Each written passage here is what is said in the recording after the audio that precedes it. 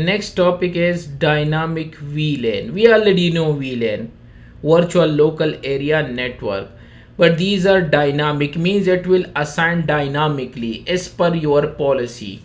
Okay, so that's why it's called dynamic. It's the opposite of static VLAN.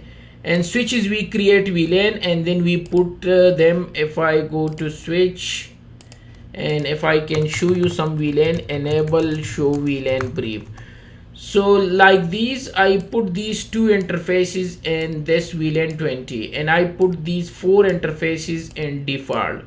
So this is statically. Static VLAN is like you need to go to interface, suppose interface E1/1, and you need to type switch port access VLAN and VLAN number, suppose 10, so it will go to VLAN 10. If you type VLAN 20, so it will go to 20. This is static assignment. Okay, let me on the debug. So this is static assignment, but dynamic VLAN is dynamically configured. It's not required individually to configure each port. It will do automatically. Dynamic VLAN allow client to connect to the network based on their credential. Based on their credential, that user will get dynamically that VLAN. Dynamic VLAN push user and endpoint into a specific VLAN per their identity. So it means you can create a policy that if employees connect, put them in VLAN 20, and if contractor connect, put them in a VLAN 30, suppose. You get what I'm saying? So this type of thing is called dynamic VLAN.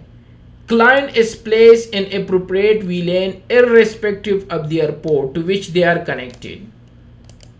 So it means client will be connected as per your policy. When user authenticate and you already created dynamic VLAN in Cisco ISE, so per that policy, that user will be put automatically to that VLAN. Keep in mind, even if the interface is already in some VLAN, it will be changed to dynamically another VLAN. Both MAC authentication and .1x authentication support dynamic VLAN. Same like a DECL, MAB authentication and .1x both support dynamic VLAN procedure, and we will test them with .1x. With dynamic VLAN assignment, port become MAC VLAN member of a specific VLAN. They will put them in a specific VLAN automatically. In the lab I will show you, then it will be clear to you, I hope so. So after authentication succeed, VLAN assignment policy can be applied to control the client. The client will be put in the specific VLAN as per your dynamic VLAN and policy. Dynamic VLAN assignment is one such feature that places wireless user into a specific VLAN. You can use them for wireless, you can use them for wire, whatever. It means dynamic VLAN switch automatically assign port to VLAN using from the user device what you want and where you want to put the authenticated user or machine and which VLAN. They will change the port to that VLAN and switch. So suppose if employee login, put them in VLAN 3, and if guest login, put them in VLAN 4. You see, it's a good thing automatically.